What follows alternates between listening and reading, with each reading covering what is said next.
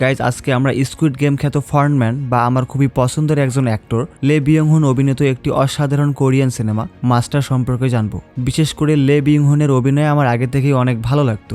এরই মাঝে আবার একজন সাবস্ক্রাইবারের রিকোয়েস্টে এই ভিডিওটি মেক করা, এবং আশা করছি এই সিনেমা দেখে তোমরা এক ভিন্ন রকমের সিনেমার ফিল পাবে। আর এখানে পার্সোনালি এর এইরকম একটা লুক দেখার পর আমি আসলে বলতে গেলে বাধ্য হয়েছি এটার এক্সপ্লেন করতে। এখানে আমরা দেখতে পারবো যে কিভাবে এক বুদ্ধিমান প্রতারকের সাম্রাজ্য নিমিষেই ধ্বংস হয়ে যায়। যাই হোক, তাহলে চলো আমরা মূল ভিডিওতে চলে যাই। তো সিনেমার শুরুতেই আমরা এই সিনেমার মেন ভিলেন লে বিয়ং-হুনকে দেখি। এখানে তার নাম হচ্ছে প্রেসিডেন্ট জিন, কিন্তু আমরা তাকে শুধু জিন বলে রাখবো। সে ছিল মূলত ওয়ান নেটওয়ার্ক নামের বিরাট বড় এক কোম্পানির সিও। তার মূল লক্ষ্য হচ্ছে সাধারণ মানুষকে উচ্চ মুনাফার লোভ দেখিয়ে তার কোম্পানিতে বিনিয়োগ করানো, এবং পরে সেই টাকা আত্মসাৎ করাই ছিল তার মূল উদ্দেশ্য, মানে যেটাকে আমরা স্ক্যাম নামে বুঝি আর কি। নিজের চটপটে কথা, কারিশমা এবং দ্রুত কৌশল দিয়ে সে এমনভাবে সবাইকে ইমপ্রেস করতো যে তারা কেউ বুঝতেও পারতো না যে প্রেসিডেন্ট জিন তাদেরকে প্রতারণার ফাঁদে ফেলতেছে। আর সে শুধু সাধারণ মানুষকেই নয়, বরং রাজনীতিবিদ, পুলিশ এবং ক্ষমতাশালী ব্যক্তিদেরও ম্যানিপুলেট করতে খুব সহজেই, যার কারণে কেউ তার কিছুই করতে পারতো না। তখন সে এখানে থাকা সবাইকে বলে, আমাদের কোম্পানি মানুষের স্বপ্ন পূরণ করতে চায়, তাই বিনিয়োগ করুন আর নিশ্চিত লাভ পান,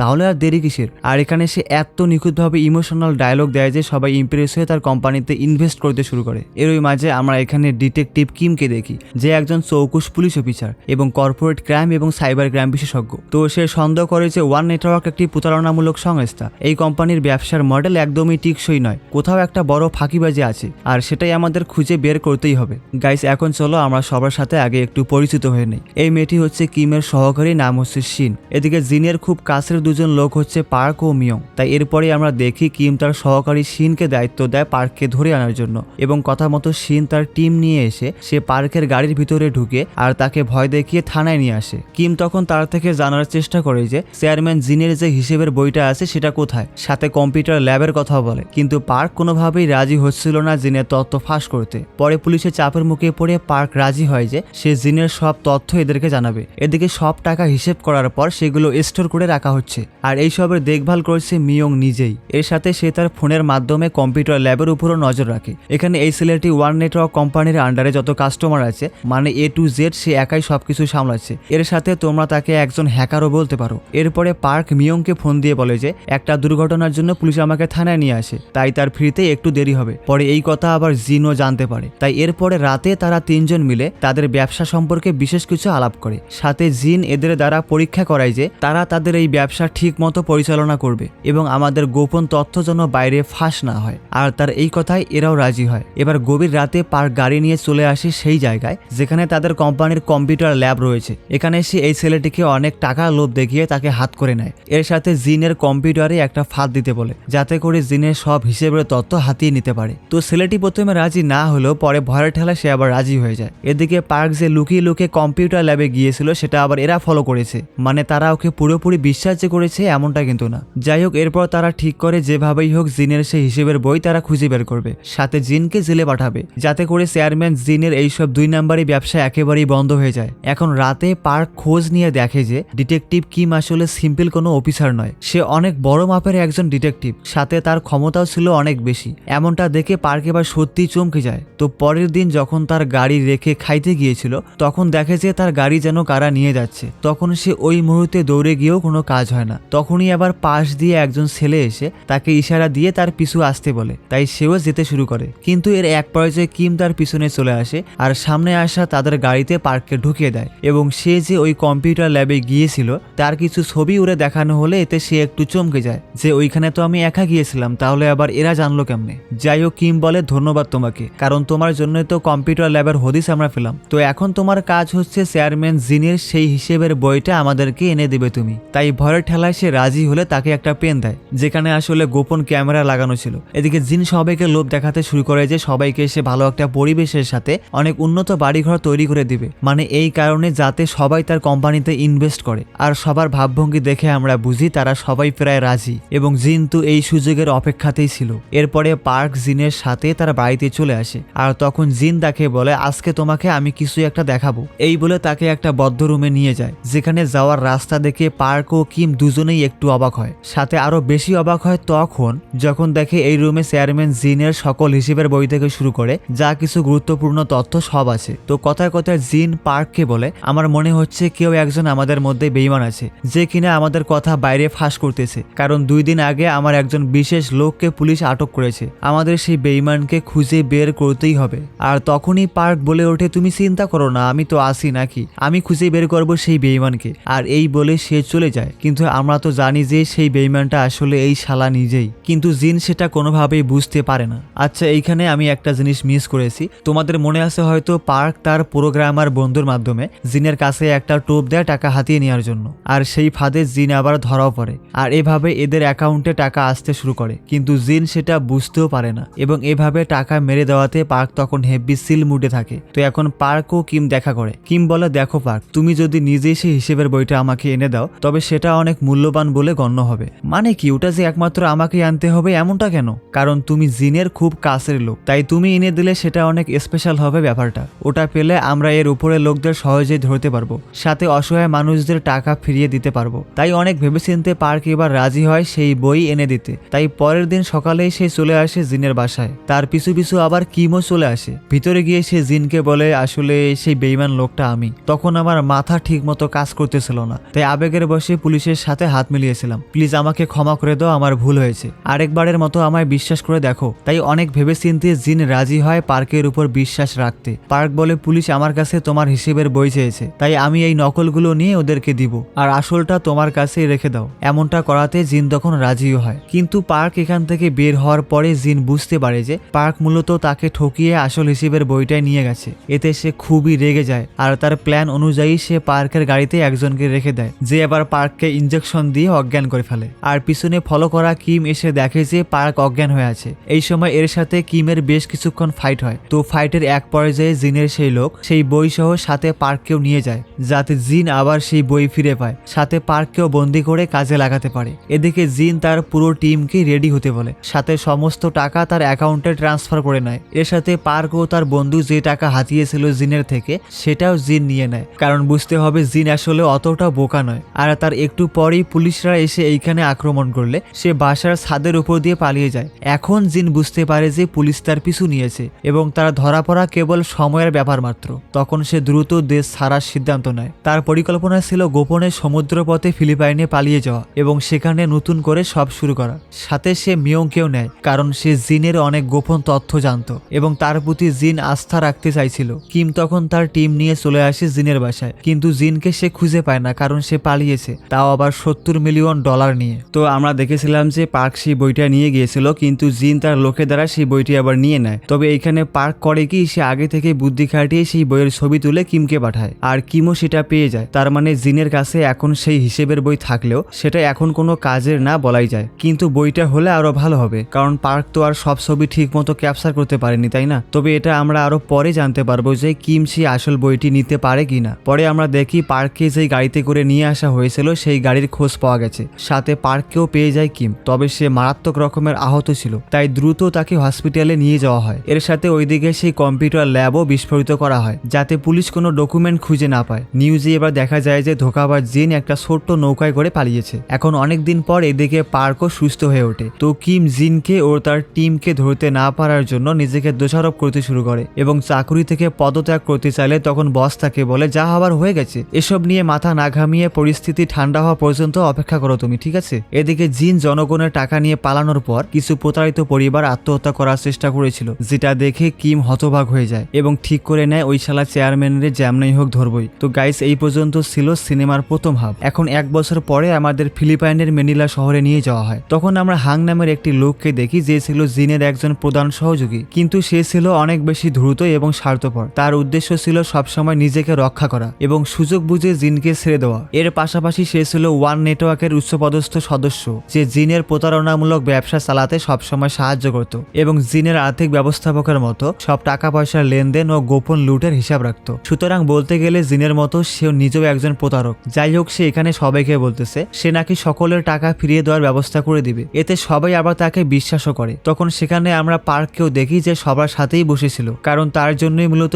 সবাই জিনের কোম্পানিতে ইনভেস্ট করেছিল এবং পরে প্রতারিত হয়েছে। তখন কিম খবর পেয়ে এখানে চলে আসে আর পার্ককে তার সাথে কাজ করতে বলে। তখন সে কান্না করতে করতে বলে, এটাই তো চেয়েছিলে তুমি, যে আমি সব জায়গায় লজ্জিত হই, তাই না? তোমার জন্যই তো কাজ করেছিলাম আমি। কি পেলাম অবশেষে? ঘৃণা ছাড়া। এরই মাঝে তারা টিভিতে নিউজ দেখে যে মিয়ং আর জিন নাকি আগুনে পুড়ে মারা মারা গেছে। আচ্ছা তোমার কি সত্যি মনে হয় ওরা মারা গেছে? অন্তত আমি এটা কখনোই বিশ্বাস করব না। এবং আরো কিছু কথার পর তাদের মধ্যে সম্পর্ক আবার ভালো হয়। তাই কিম তাকে ওর নিজের বাসায় নিয়ে আসে এবং সে কিভাবে জিন ও মিয়ং এর উপর নজর রেখেছিল সেই সব দেখাতে ও বলতে শুরু করে। আর এসব দেখে পার্ক কিমের অনেক প্রশংসা করে এবং এরই মাঝে সেখানে শিন চলে এসে কিমকে বলে আমরা খোঁজ নিয়েছি জিন ও মিয়ং কিভাবে মারা গিয়েছে। এর সাথে তাকে একটা চিঠি দিয়ে বলে পুলিশ প্রধান আপনাকে 3 মাসের ছুটি দিয়েছে। এই কথা শুনে কিম তখন অনেক খুশি হয়। এরপরে আমাদের বাইরের এক বস্তিতে নিয়ে আসা হয়। তখন সেখানে আমরা একজনকে ফোনে কথা বলতে দেখি। আচ্ছা ওরে কেমন যেন চেনা চেনা লাগতেছে না? আরে এটা তো সেই বাটপার চেয়ারম্যান জিন মনে হচ্ছে। হ্যাঁ তুমি ঠিক ধরেছো, এটা জিন ছিল। সে এখন তার পুরো ছদ্মবেশ পাল্টে ফেলছে এবং নতুন করে সে আবার ওই জালিয়াতের কাজকাম শুরু করছে। মানে ভালো কোনো কাজ করার কোনো লক্ষ্যই নাই তার। সে যাই হোক, ওর এই লুকটা আমার কাছে কিন্তু পুরাই অসাম লাগছে। এরপরে আমরা দেখি জিন ও মিয়ং সিনেটর নামের একজনের সাথে একটা ডিল করতেছে। এখানে জিন খুব সুন্দরভাবেই তার করা প্ল্যান শেয়ার করে সিনেটরকে। সবকিছু শুনে সিনেটরের তো খুবই ভালো লাগে এবং তার সাথে ডিল করতে রাজি হয়। কিন্তু জিন যখন বলে এই প্রজেক্টটি কমপ্লিট করতে আপনাকে $3 বিলিয়ন পেমেন্ট করতে হবে, এই কথা শুনে সিনেটর অবাক হয়। কারণ সে ভালো করেই জানে জিন একজন জালিয়াতি মাল। সে টাকা নিবে মানে সেই টাকা আর পাওয়া যাবে না। তাই সে উল্টো আবার জিনকেই টোপ দেয়। সাথে সে নিজে আগে $3 বিলিয়ন চায়, তবেই সে জিনের সাথে ডিল করবে, নয়তো করবে না। এখন জিন আর মিয়ং পড়ে মহাবিপদে, কারণ $3 বিলিয়ন তারা এখন কেমনে জোগাড় করবে। তবু জিন সিনেটরের কথায় একমত হয়ে ডিল ডান করে এবং মরিয়া হয়ে পড়ে সে কিভাবে ওই $3 বিলিয়ন ম্যানেজ করবে। এদিকে আবার কিম, পার্ক ও শিন মিলে একটা নতুন প্ল্যান তৈরি করে যাতে করে জিন তাদের ফাঁদে পা রাখে। তাই শিন গিয়ে হাংয়ের সাথে ভাব জমায়, কারণ আমরা ভালো করেই জানি কোনো ছেলেকে যদি কোনো মেয়ে টিস করে তাহলে সেই ছেলে পড়তে বেশি সময়ও লাগে না। তাই হাংও পটে যায়। মানে হাং ছিল তাদের প্ল্যানের একটা অংশ। মূলত হাংকে দিয়েই তারা প্ল্যানটা কাজে লাগাবে। এদিকে আবার জিন হাংকে ফোন দিয়ে খুব তাড়াতাড়ি $3 বিলিয়ন ব্যবস্থা করতে বলে। সাথে সে সিনেটরের সাথে সম্পর্ক আরো গভীর করার চেষ্টা করে। তবে এর মধ্যে সে মিয়ংকে কেমন যেন একটু এড়িয়ে চলে, যেটা মিয়ং এর খুবই খারাপ লাগে। আর এক সময় মিয়ং বুঝতে পারে জিন আসলে তার নিজের স্বার্থের জন্য তাকে শুধু ব্যবহার করতেছে। তাই সে এখন ভেবে নেয় সে এবার এই হারামি জিনরেই ফাঁসাবে। যাই হোক, এখন দেখা যায় কিমের প্ল্যান অনুযায়ী তারা পিটার নামের একজন ব্যবসায়ীর খোঁজ পায়, যাকে কিনা টাকার কুমিরও বলা হয়। মানে তার মাধ্যমে টাকা দেশের বাইরে খুব ভালো মতোই পাচার করা যাবে। আর তাই মূলত কিম করে কি, সে এই পিটারের মতো তার একটা পজিশন তৈরি করে। তবে তাকেও সেই পিটারের মতো টাকার কুমির হতে হবে এমনটা না। কিমের প্ল্যান হচ্ছে সে পিটারের নাম ভাঙায়া চলবে। তাই যেমন কথা তেমন কাজ। পরের দিনই সেই পিটার সেজে শিনের সাথে একটি বারে আসে। তখন আবার সেখানে হাংও চলে আসে এবং তার পরিচয় জানতে চাইলে শিন বলে ও আমার ক্লাস ফ্রেন্ড, ওর নাম হচ্ছে পিটার। সে অনেক বড় মাপের একজন বিজনেসম্যান। তাকে সবাই টাকার কুমিরও বলে। আর তাছাড়া টাকা দেশের বাইরে পাচার করাতেও সে বেশ এক্সপার্ট। এই কথা শুনে হাং মারাত্মক রকমের চমকে যায় এবং সেই রাতেই জিন ও মিয়ংকে ফোন করে ব্যাপারটা জানায় আর বলে এতদিন পর কেউ বড় একজন বের হলো, তাকে আমাদের কাজে লাগাতেই হবে। সবাইকে হুটহাট এভাবে বিশ্বাস করতে যেও না, বুঝেছো? তুমি ওর চোখ খুব ভালো করে দেখবে। সব হারামিরা মুখ দিয়ে কথা বলতে পারে কিন্তু তারা চোখ দিয়ে কখনো কথা বলতে পারে না। তাই তুমি ওর চোখ ভালো করে খেয়াল করবে। আর তাদের এইসব কথা আবার কিম ও পার্ক শুনতেছিল, কারণ তারা আগে থেকেই সবকিছুর প্ল্যান করেই রেখেছিল। এদিকে এবার ঘটে একটা ইন্টারেস্টিং কাহিনী, যেটা আবার পার্সোনালি আমার কাছে অনেক ভালো লেগেছে। তো আমরা দেখি সেই পিটারের সামনে বসে আছে পার্ক, সাথে তার কানে আবার হেডফোন এবং পাশেই আবার একটি মাইক্রোফোনও লাগানো ছিল। একই সাথে পাশে আবার কিমকে দেখি। তো সে তো এখন আবার ডুপ্লিকেট পিটার, মানে যেমনটা আমরা জানি। তো সে পিটার সেজে হাংয়ের সাথে একটা মিটিং করে এবং তার কানেও আবার হেডফোন লাগানো ছিল। তো এখানে ঘটে কি, আমি ব্যাপারটা বুঝিয়ে বলছি। পার্ক হাংকে কপি করবে আর কিম এই পিটারকে কপি করবে। যেমন হাং বলে, হাই, আমার একটা ল কোম্পানি আছে, আমি আপনার সাথে একটা ডিল করতে চাই। সেম প্রশ্ন আবার পার্ক পিটারকে করে। তখন পিটার আবার যেটা বলে সেটা আবার কিম হাংকে বলে। আর এভাবেই তারা দুজনকে কপি করে এই পরিস্থিতি হ্যান্ডেল করে। মানে এখানে পার্ক ও কিম দুজনের কেউই জানে না যে এমন জালিয়াতির ডিল কেমনে করতে হয়। আর তাই মূলত তারা এদের কপি করে, সাথে কনফার্ম করে এই ডিল। এরপরে টাকার ব্যবস্থা করার জন্য কিম একজন বৃদ্ধার কাছে আসে এবং তাকে $3 বিলিয়নের ব্যবস্থা করে দিতে বলে এবং তার প্ল্যান সম্পর্কে জানায় তাকে। তাই সে অনেক ভেবেচিন্তে রাজি হয় $3 বিলিয়ন দিতে। এরপরে কিম হাংয়ের সাথে তার প্ল্যান নিয়ে হাজির হয় যে সে কিভাবে তাদের বিজনেস করবে। এই নিয়ে দুজনের মধ্যে বেশ কিছু কথা হয়। তখন তার এই রকম ইউনিক প্ল্যান দেখে অপর পাশের জিন ফোনের মাধ্যমে এসব শুনে বলতেছে, বাহ, আমি ওকে পানি ঢালার জন্য ব্যবহার করেছিলাম কিন্তু সে আগুনে তেল ঢালছে। আচ্ছা, আপনার কাছে তো ম্যানিলার ম্যাপ আছে তাই না? সেখানে পাশেই একটা লেক আছে, ওখানে একটা থিম পার্ক বানিয়ে ফেলুন। তার পাশেই একটা খাল কেটে সব টাকা রেখে দেবেন, যেটা কেউ জানতেও পারবে না। এই কথা শুনে জিন হতবাক হয়ে যায় আর মনে মনে বলে, আরে এই চিন্তা তো আমার মাথাতেও আসে নাই। এবং এখন জিন ভালো করে বুঝতে পারে যে ছেলেটি তার কাজে লাগবে, তাই তার সাথে ডিল কনফার্ম করে। আসলে এখানে বলে রাখা ভালো যে জিন সবসময় চাইতো তার টাকা লুকিয়ে রাখতে, কিন্তু সেরকম তেমন ভালো আইডিয়া সে খুঁজে পাচ্ছিল না। এবং যখন কিম ওই খাল কাটার আইডিয়া দেয় তখন সেটা তার কাছে দারুণ লাগে। এদিকে আবার মিয়ং পার্ককে ফোন দিলে সে অবাক হয়ে যায় যে পুরনো বন্ধু হঠাৎ ফোন দিচ্ছে কেন। মিয়ং বলে তোমার সাথে কথা আছে, তাই আমার সাথে দেখা করো, আর এতে সেও রাজি হয়। এরপরে কিমের দেওয়া সেই 3 বিলিয়ন নিতে চলে আসে জিন, এবং এত টাকা দেখে সে একটু স্বস্তি পায়। টাকা পাওয়ার পর জিন হাংকে ফোন দিয়ে বলে পিটার যেন তার সাথে দেখা করে, মানে কিমের কথা বলতেছে। এই কথা যখন কিমের বস জানতে পারে তখন সে অনেক রাগারাগি করে বলে ও যেতে বললো আর তোমায় যেতে হবে নাকি, দেখো তুমি সেখানে গেলে এর দায়ভার সব তোমার। এতে সে রাজি হয় আর প্লেনে করে চলে আসে ফিলিপাইনে। সেদিন রাতেই আবার পার্ক দেখা করতে আসে মিয়ং এর সাথে। মিয়ং তখন তাকে বলে দেখো আমরা 3 বিলিয়নের সাথে আরো 3 বিলিয়ন পাবো, তার মানে 6 বিলিয়ন। তো তুমি যদি আমার সাথে হাত মিলাও তবে সেগুলো আমরা 2 ভাগ করে নেব,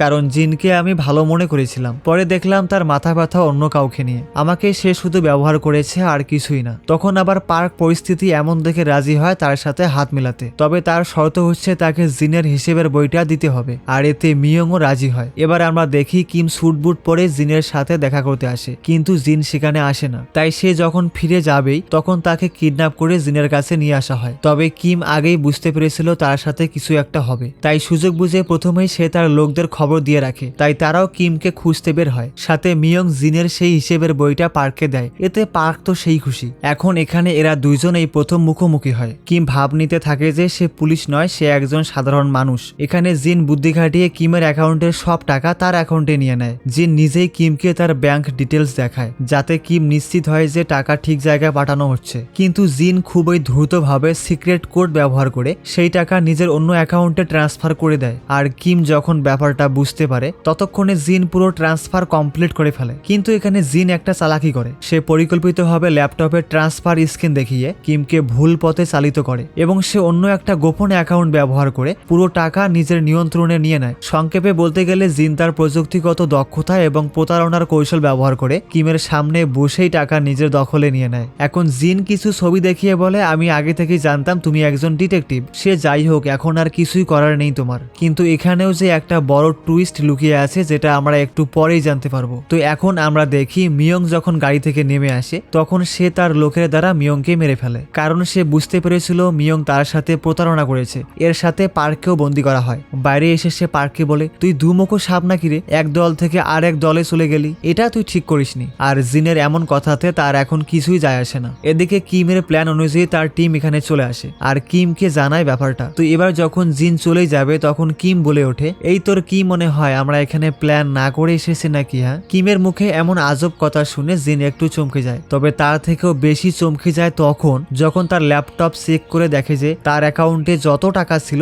সবগুলো অন্য অ্যাকাউন্টে চলে যাচ্ছে, আর বাই বাই বলে ওঠে। তখন আমরা পিছনের ফ্ল্যাশব্যাকে দেখি কিম ও পার্ক এখানে আসার আগেই মূলত তাদের প্ল্যান রেডি করেই এসেছে। আর আমরা যেমন জানি পার্ক হচ্ছে আবার হ্যাকার, তাই সে জিনের অ্যাকাউন্টের আন্ডারে ফাঁদ পেতে রাখে, এবং যখন জিন তার অ্যাকাউন্টে প্রবেশ করবে তখন তার অ্যাকাউন্টে টাকা দেখাবে ঠিকই, কিন্তু পরে সব টাকা আবার কিমের অ্যাকাউন্টে চলে যাবে, এবং সেটাই ঘটে। বর্তমানে জিন তার সব টাকা হারিয়ে একেবারে চুপ হয়ে যায়, মানে সে আর কি বলবে সে ভেবেই পাচ্ছে না। কি হলো, কেমন দিলাম? তখন কিমের ইশারায় তার টিম আক্রমণ শুরু করে। এতে চারিদিকে সবাই ছুটাছুটি শুরু করে, কিন্তু পার্ককে জিন তার সাথে নিয়েই পালাতে শুরু করে, যাতে করে সে তার টাকা আবার ফিরে পেতে পারে। তাদের পিছু আবার কিমও আসতে শুরু করে। জিনের এমন অবস্থা দেখে পার্ক তখন হাসতে শুরু করে, তোর খুব হাসি পাচ্ছে তাই না? বেশি কথা বললে তোকে মেরেই ফেলবো আমি, আমাকে মারলে তোমার টাকা তুমি আর পাবে না, হা হা। তাই জিন তাকে মেরে অজ্ঞান করে রাখে। পিছনে আবার কিম তাদেরকে ধাওয়া করতেছে। এর এক পর্যায়ে গাড়ি ক্র্যাশ করে। এই সুযোগে জিন ঠিকই পালিয়ে গেল, তবে পার্ক ভিতরেই থেকে যায়। কিম তখন দৌড়ে এসে পার্ককে বের করে। এদিকে এই হারামি জিন তার এখন এমন অবস্থা যে কেউ তাকে গাড়িতে নিচ্ছে না। তখনই আবার দুই দিক থেকে পুলিশ তাকে ঘিরে ফেলে। কিম ও পার্ক তখন তার কাছে আসতে শুরু করে।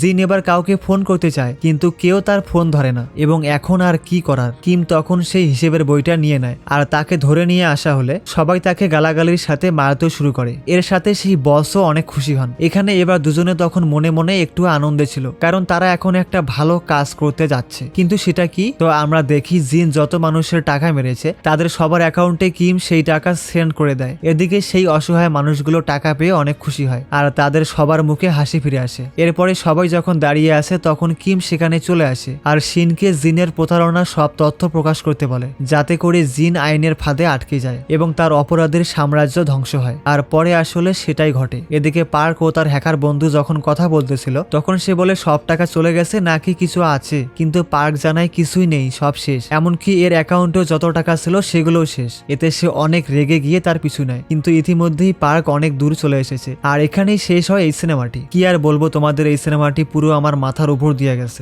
এমনিতেই একটা ইউনিক কনসেপ্ট, তার উপর আবার যত রকমের প্যাঁচ। যাই হোক, এই সিনেমা থেকে আমরা যা শিখলাম তা হলো লোভের ফাঁদে কখনো পা দেওয়া উচিত নয়। অন্যায় ও দুর্নীতির বিরুদ্ধে আমাদের লড়াই করতে হবে। ন্যায় বিচারের জন্য ধৈর্য ও বুদ্ধিমত্তা দরকার। আর প্রতারকরা সব সময় থাকবে, তাই আমাদের সতর্ক থাকতেই হবে। তাহলে তোমার কি মনে হয় এই শিক্ষাগুলো আমাদের বাস্তব জীবনে কাজে লাগানো সম্ভব কিনা কমেন্টে জানিয়ে দিও। আর সিনেমাটি তোমার কাছে কেমন লেগেছে, সাথে এক্সপ্লেনেশন কেমন হয়েছে জানাতে ভুলবে না কিন্তু। সকলে ভালো থাকবে, সুস্থ থাকবে, আল্লাহ হাফেজ।